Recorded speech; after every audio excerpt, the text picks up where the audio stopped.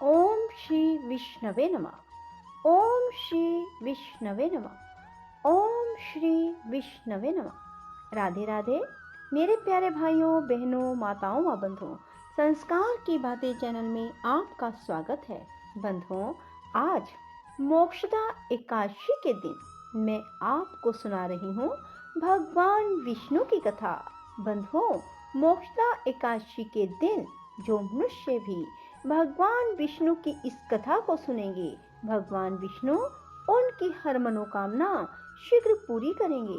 बंधुओं, पूर्ण विश्वास, सच्ची निष्ठा, एकाग्रचित होकर ही भगवान विष्णु की इस कथा को सुने, ताकि भगवान विष्णु आपसे प्रसन्न हो और आपकी हर मनोकामना शीघ्र पूरी कर दें। बंधुओं, यदि आपने YouTube चैनल संस्कार की बातें अब तक सब्सक्राइब नहीं किया तो जरूर करें और बेल आइकन दबाना ना भूलें, ताकि आपको हमारी आने वाली सभी वीडियोस की जानकारी सबसे पहले हो सके। बंधुओं, कथा को पूरी सुनने के बाद कमेंट बॉक्स में जय विष्णु भगवान अवश्य लिखें। बोलो विष्णु भगवान की जय हो।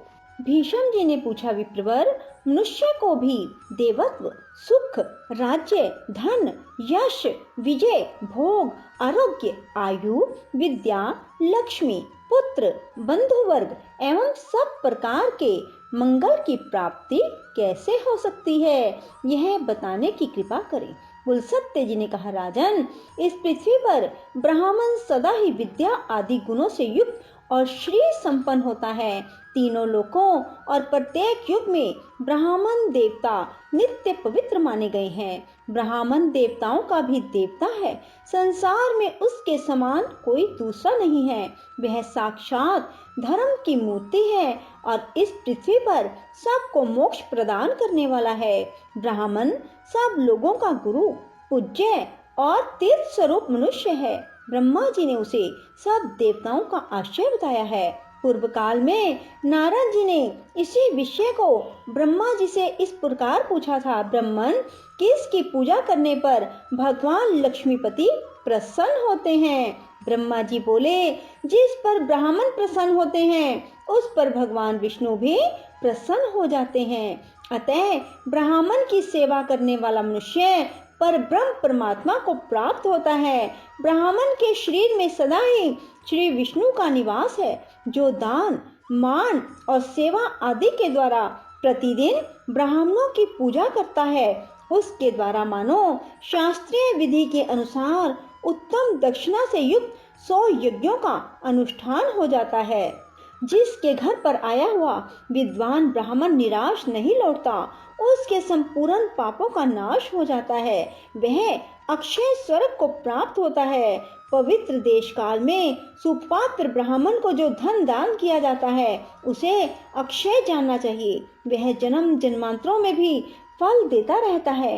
ब्राह्मणों की पूजा करने वाला मनुष्य कभी दरिद्र, दुखी और रोगी नहीं होता। जिस घर के आंगन में ब्राह्मणों की चरण धूलि पड़ने से पवित्र एवं शुद्ध होते रहते हैं, वे पुण्य क्षेत्र के समान है। उन्हें यज्ञ कर्म के लिए श्रेष्ठ माना गया है। पूर्व काल में ब्रह्मा जी के मुख से पहले ब्राह्मण का प्रादुर्भाव हुआ, फिर उसी मुख से जगत की सृष्टि और पालन के हेतुभूत वेद प्रकट हुए।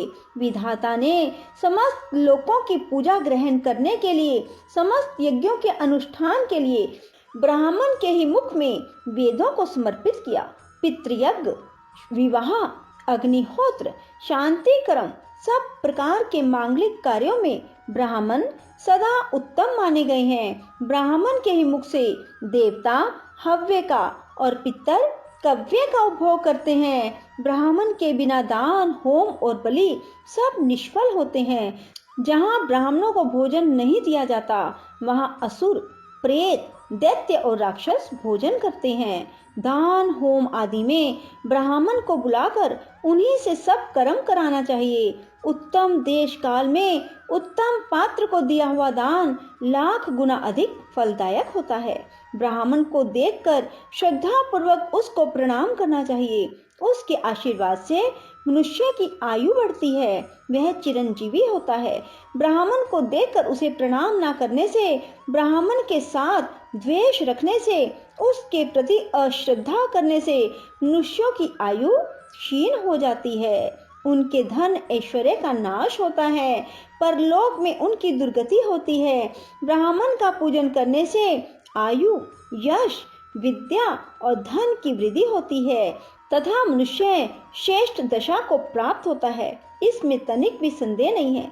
जिन घरों में ब्राह्मण के चरणोदक से कीच नहीं होती, जहाँ वेद और शास्त्रों की ध्वनि नहीं सुनाई देती, जो यज्ञ, तर्पण और ब्राह्मणों के आशीर्वाद से वंचित रहते हैं, वे शमशान के समान हैं। नारद जी ने पूछा, पिताजी, कौन ब्राह्मण अत्यंत पूजनीय है? ब्राह्मण और गुरु के लक्षण का यथावत वर्णन कीजिए।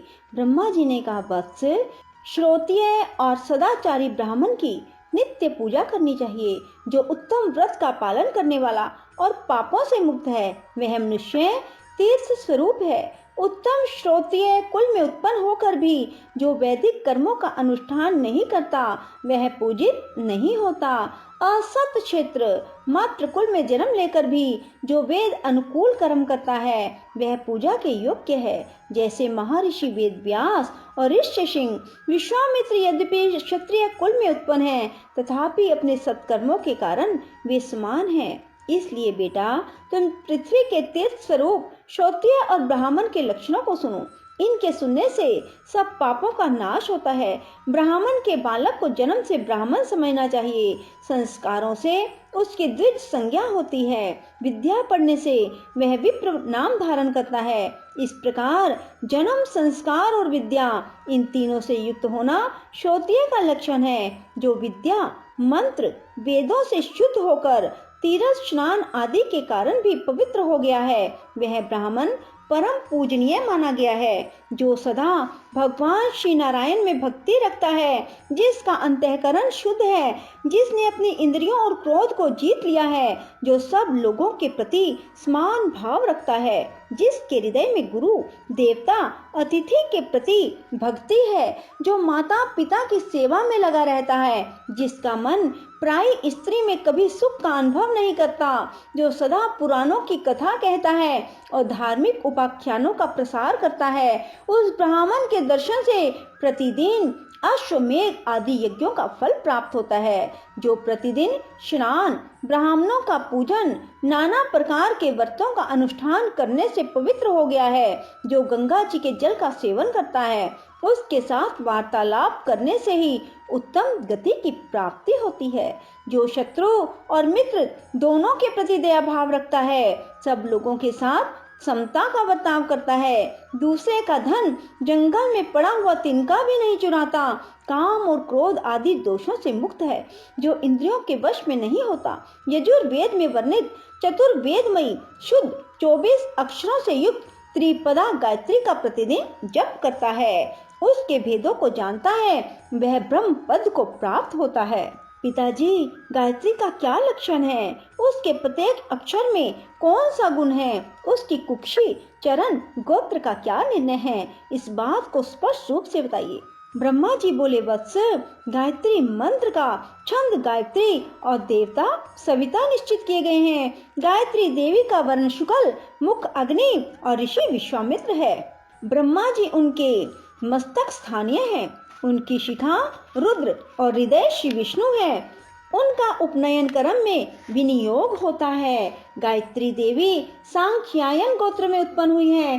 तीनों लोक उनके 3 चरण हैं। पृथ्वी उनके उदर में स्थित है।